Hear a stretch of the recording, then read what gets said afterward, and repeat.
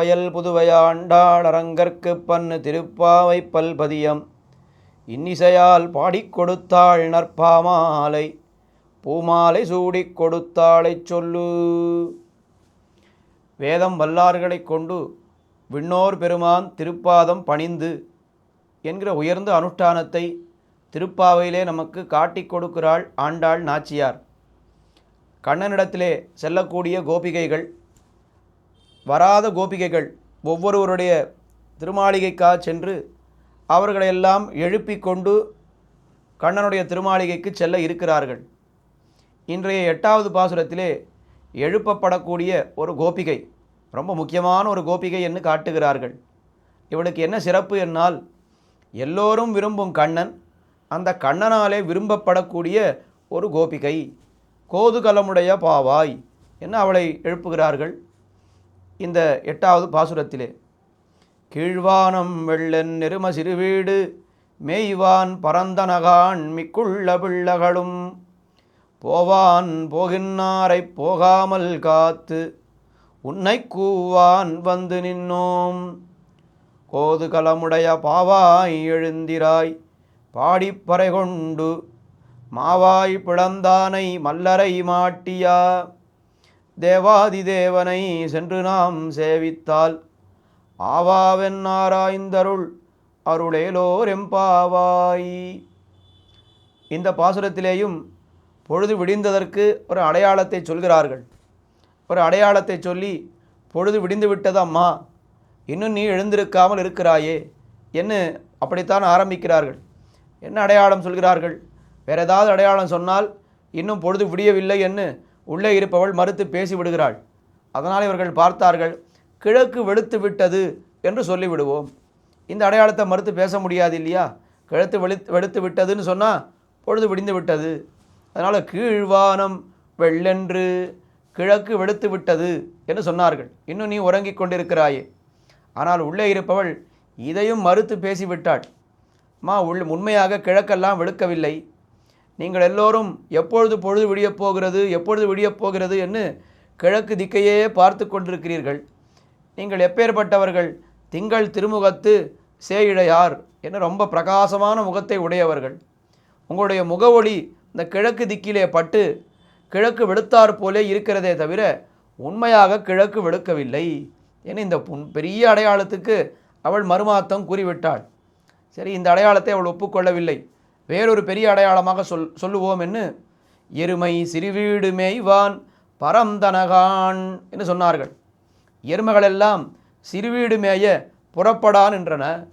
இந்த எருமைகளுக்கு அதிகாலையிலே எருமைகளிடத்திலே பாலை கறக்க வேண்டும் என்னால் அவைகளுக்கு ஏதாவது கொஞ்சம் புல்லும் தண்ணீரும் காட்ட வேண்டும். ஏன்னா எருமைகள் என்பவை தாமச பிரகிருதிகள்.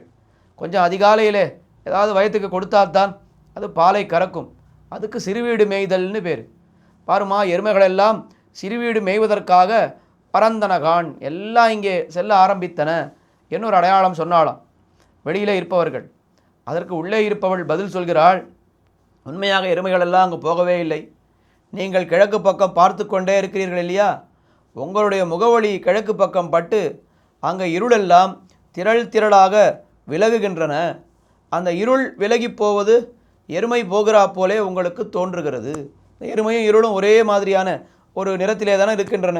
அதனால் அந்த திரள் திரளாக இருட்டு விலகி போவது உங்களுக்கு எருமை நடக்கிறா போலே தோன்றுகின்றனவே தவிர உண்மையாக எருமைகளெல்லாம் அங்கே இல்லை. எருமை சிறுவீடு மேய்வான் பரந்தனகான் என்ன அவர்கள் சொன்ன அடையாளத்தை மறுத்து பேசிவிட்டாள் உள்ளே இருப்பவள். சரி, எத்தனை பேர் வந்திருக்கிறார்கள்? எல்லாரும் வந்தாகிவிட்டதா என்று கேட்டால் மிக்குள்ள பிள்ளகளும் போவான் போகின்னாரை. உன்னை தவிர எல்லாரும் வந்தாகிவிட்டது. மிக்குள்ள பிள்ளகளும் எல்லாரும் போவதற்காக போய்கொண்டிருக்கிறார்கள். கண்ணனுடைய திருமாளிகைக்கு போவதற்காக போய்கொண்டிருக்கிறார்கள். எப்படி போகிறார்கள் என்னால் திருமலை யாத்திரை போலே என அழகாக ஆச்சாரியர்கள் வியாக்கியானத்திலே காட்டினார்கள். ஒரு திருமலை யாத்திரைக்கு போகும்பொழுது நாம் எவ்வளவு ஆனந்தமாக போவோம். எம்பெருமானை சேவிப்பது, திருவேங்கடமுடியானை சேவிப்பது அரை நிமிடமோ அல்லது கால் நிமிடமோ. ஆனால் அந்த யாத்திரையை எவ்வளோ உற்சாகமாக எல்லோரும் செய்கிறார்கள். அதுபோல இவர்கள் எல்லோரும் போய்கொண்டிருக்கிறார்கள். போவான் போகின்னாரை. சரி, அதான் எல்லாம் வந்தாகிவிட்டதே, எதற்காக என்னை கூப்பிடுகிறீர்கள்? நீங்களே போக வேண்டியது தானே என்ன உள்ளே இருப்பவள் சொன்னாளாம். போவான் போகின்னாரை போகாமல் காத்து உன்னை கூவான் வந்து நின்னோம். அத்தனை பேரும் போனார்கள். அவர்களிடத்திலே நீ வரவில்லை என்று சொன்னோம். எல்லாரும் என்ன பண்ணிவிட்டார்கள்? அங்கேயே அப்படியே ஸ்தப்தையாக நின்று விட்டார்கள். அதனாலே நாங்கள் என்ன பண்ணிவிட்டோம்? உன்னை அழைப்பதற்காக நாங்கள் வந்திருக்கிறோம். போவான் போகின்னாரை போகாமல் காத்து உன்னை கூவான் வந்து நின்னோம். நீ வந்து எங்களோடு சேர வேண்டும் என்று சொன்னார்கள். அதற்கு உள்ளே இருப்பவள் பதில் சொன்னால், அப்படி எனக்கு என்ன தனிச்சிறப்பு? நான் இல்லாமல் தான் நீங்கள் போங்களேன். கண்ணனுடைய திருமாளிகைக்கு நான் வந்தால்தான் நீங்கள் போக முடியுமா என்ன என்று கேட்டாளாம். ஆமாம் அம்மா, நீ வந்தால்தான் நாங்கள் போக முடியும். ஏனென்றால் நீ கோது கலமுடைய பாவாய். நீ எப்பேற்பட்டவள்? கண்ணனுடைய குதூகலத்தை உன்னிடத்திலே கொண்டவள், உன்னுடைய குதூகலத்தை அவனிடத்திலே கொண்டவள். நம் எல்லோருக்கும் கண்ணனை மிகவும் பிடிக்கும். ஆனால் கண்ணனுக்கு பிடித்த கோபிகை ஒருத்தி உண்டு என்றால் அது நீதான். நீ கோதுகலமுடைய பாவாய். என்ன, நீ வந்தால்தான் கண்ணன் எங்களை இழறெடுத்து பார்ப்பான். அத்தனை பேரும் நாங்கள் போய் நின்றால் முதலிலே அவனுடைய கண் என்ன பண்ணும் என்னால், நீ வந்திருக்கிறாயா என்று உன்னையே தேடிக்கொண்டிருக்கும். உன்னை பார்த்தால்தான் அவன் எங்களை பார்ப்பான். உன் மீது அவன் பார்வை விழுந்ததானால் அங்கே உன்னை சுற்றி இருக்கக்கூடிய எங்கள் மீதும் அந்த பார்வை விழும். அதனால் நீ அவசியம் வர வேண்டும். கோதுகலமுடைய பாவாய் எழுந்திராய். எழுந்திராய் என்னால் என்ன அர்த்தம்? நாங்கள் வந்து உன்னுடைய வீட்டின் வாயிலே நின்றோம். எங்களுடைய சொல்லை கேட்டு நீ உணர்ந்தாய் என்கிற பெருமையை எங்களுக்கு நீ தர வேண்டும். கோதுகலமுடைய பாவாய் எழுந்திராய் என்று சொன்னார்கள். சரி, நாம் எல்லோரும் சேர்ந்து என்ன செய்ய போகிறோம்? பாடி பறை கொண்டு எம்பெருமானுடைய திருநாமத்தை பாடி அவனிடத்திலே பறை என்கிற வாத்தியத்தை பெற்று நாம் நோன்பு நோக்க வேண்டும். இது ஒரு அர்த்தம். இல்லை என்னால் பாடுகையே பறை, நமக்கு பாடுகையே பிரயோஜனம். எம்பெருமானை பாடிவிட்டு அதனால் நமக்கு ஒரு பிரயோஜனம் என்று அப்படி வேண்டாம். எம்பெருமானை பாடுகையே நமக்கு பிரயோஜனம்.